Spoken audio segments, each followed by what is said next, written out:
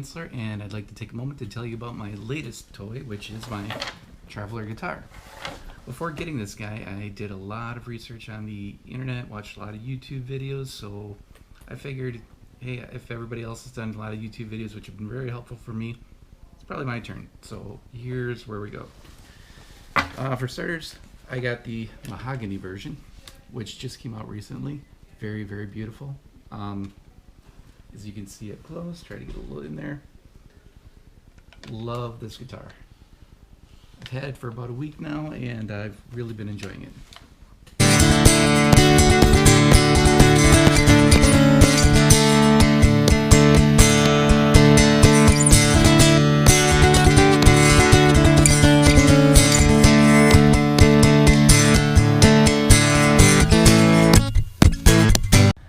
I thought this would make for a good example of the Traveler guitar and where its benefits are. So our Prius, 48 miles per gallon, flying down the interstate at 75 miles an hour. Pretty good deal. You can go to a lot of places for practically free. However, no space, not a lot of space. That was my full-size guitar. It's the one I normally used to use for a lot of things. And then when I got to traveling a lot more, I bought a Baby Taylor. Great guitar, absolutely nothing wrong with that. I can cover the difference between that and the Traveler here a bit, but I just want to give you the an example of what each one looks like in there. As you can see, out of all of them, it's like the Traveler definitely takes up no space whatsoever, so very positive. Here's that quick comparison of the Baby Taylor versus the Traveler that I was mentioning earlier. Absolutely love the Baby Taylor. There's nothing wrong with it at all. So this is not a bash on the Baby Taylor at all. But as you can see, it's like the Traveler is definitely smaller. As far as the amount of frets that you have way more frets. So if you feel like soloing up a little bit, you can actually do that on the Traveler versus the Baby Taylor is more of the campfire strumming sort of guitar. So probably the biggest thing is if you're looking to sit around the campfire, strum, sing along with different groups of people, you're probably more into the Baby Taylor with the idea that you can actually hear the sound. With the Traveler, you have to plug in headphones, or you have to have some sort of little pocket amp to go along with it too. Maybe that's a good thing too, gives you more options. Here's one more thing I wanted to show you, and that is the how I'm actually recording the sound so that you can hear what it really does sound like when you go through the headphone jack or the plugs. Basically, I'm just taking a cable, plugging into here, and then I'm going into a Zoom H6, which I absolutely love. This is the best field recorder I've ever had. And I'm not using the Zoom H6 as to actually do the recording. I'm just going through it and running through the line out, which then goes into this cable, which I have plugged into the end of a GoPro camera so that you can kind of see the video along the way too. And the only reason I'm going through the Zoom H6 is because it's got a line level meter, so that I can actually check the meter and make sure that the volume is high enough that you could hear it, but low enough that it's not going to distort out. So that's it. There's no effects with everything that I've been recording so far, and it's the pure sound that comes out of it.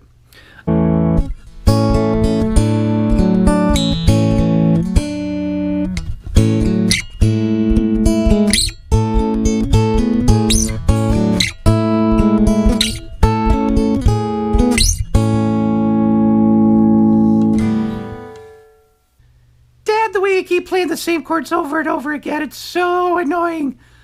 But that's what you need to do in order to come up with new song ideas. So annoying. The headphone jack helps a lot with that, because then you're basically taking an acoustic guitar and making it really quiet, or kind of the same as playing like an electric guitar that's unplugged inside of a room, and the headphone jack makes it so that you can hear it better. And yeah, nice.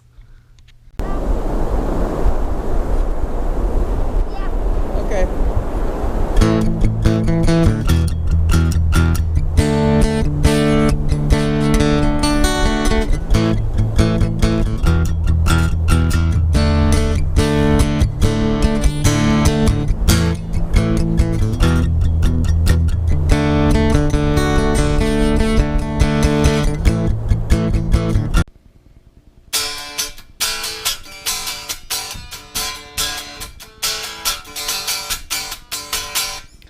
plugged in on that one, but I did that because I wanted to demonstrate something.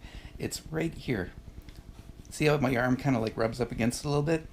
Um, Traveler, if you could in the future maybe do what Fender did, where they actually took us and they kind of like made a diagonal incline on a lot of their guitars, so that when you do have that sort of thing, this is more the Telecaster style, but if the Strat style, it kind of tapers in a little bit, so that when your arm kind of rubs up against a little bit, you're not rubbing up against this edge.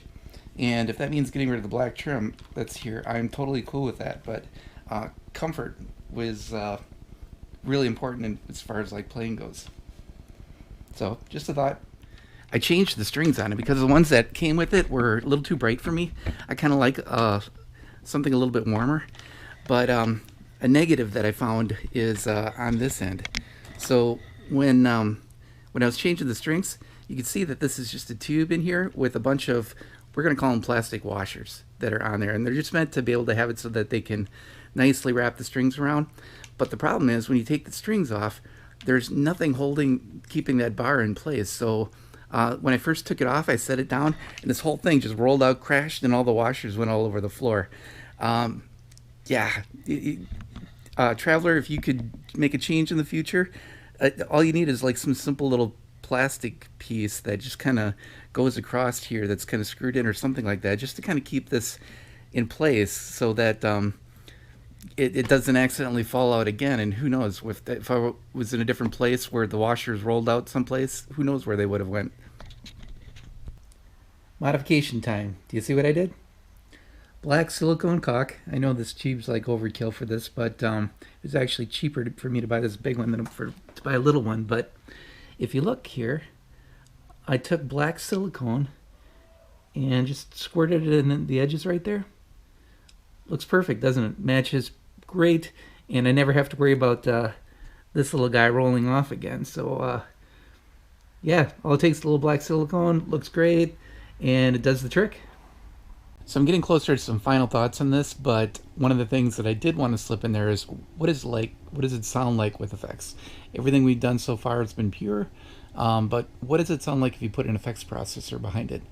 So with that said, it's like I'm going to keep this simple and try to stick with the idea of being portable. And with that said, we are going to look at the TC Hellion Play Acoustic. And basically it has an onboard effects processor for acoustic guitars so that it can take a direct piezo signal and make it sound bigger, which in this case with the Traveler guitar, it doesn't have that solid body experience because it doesn't have that big air chamber.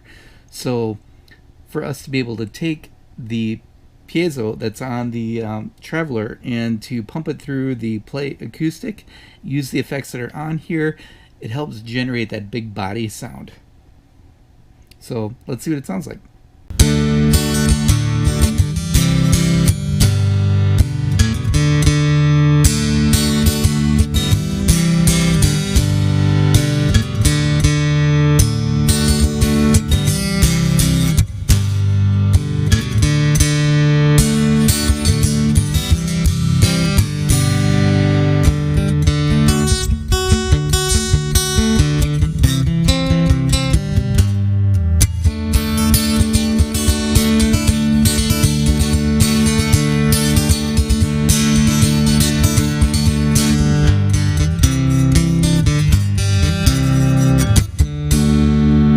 Probably time to put some closing thoughts on my review with the Traveler Mark III guitar.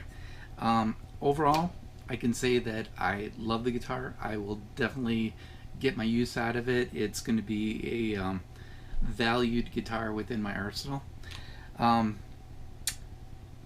It's not for everybody. If you're one of those people that like to strum around a campfire, this is not for you.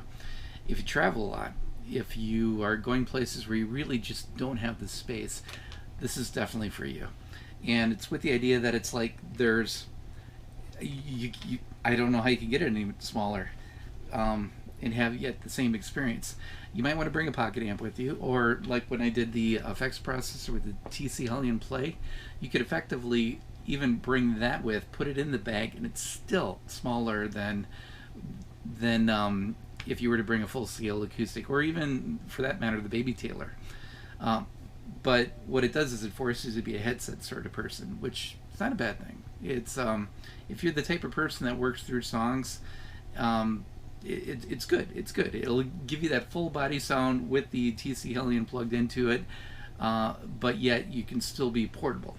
So recommendations for moving forward. Traveler, this is for you.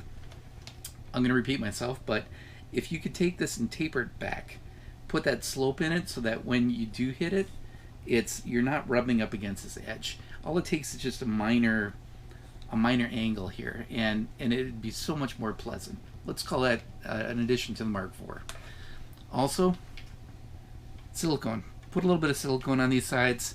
Super simple, super easy to do, and it doesn't impact the way that it looks, the way that it acts, but yet it's that little thing that just makes it so much nicer for anybody to be able to use it, to not have this all crashing all over the place. If you want, actually effects, okay? I know you teamed up with different brands to be able to create the perfect guitar. What I would like to see is team up with some group like TC Hellion to, did I pronounce that right? Anyway, I'm moving forward. But come up with onboard effects, and not like the cheap type effects that, just make it sound like garbage. Something that makes it sound like a full-bodied acoustic guitar that you can just have in here, where it's like you press the button, and instead of it going from just a plain piezo, it's like it gives it that full-bodied acoustic sound going through the headphones. If you added that, I think it would make a lot of people happy, and then you wouldn't have to bring anything like additional effects onto it. If you really want to get crazy, what you could do is with the Mark IV, you can move all this forward more, and then this pot, you could add just another pickup, and you could call it like the Mark IV hybrid, where it's got both the acoustic and the electric piece added to it as well. It wouldn't be anything different than, like, say, what Ernie Ball did with the Petrucci models, where the piezo added, and then you had like another pickup on here. I think a lot of people would really love it. But don't add any onboard effects, because distortion's kind of one of those things where it's like it's really everybody's got their own opinion as far as what sounds good on distortion level, and so you're almost better off just not putting onboard distortion with it, but having like an external piece that you can add to it, or just have like a pocket amp. Offer a Traveler guitar pocket amp option, which has all these different options with it too. I think people would like it a lot better. So anyway, not to ramble on too much, but that's my wrap up. Mike, if you ever put together a Mark IV with those changes in it, send me one of your beta versions. I'd be happy to break it down and see if I can help you guys out anymore. But that's it. Thank you. First review. Hope you guys enjoyed it. Hope it's helpful. But that's it. So thank you. Bye.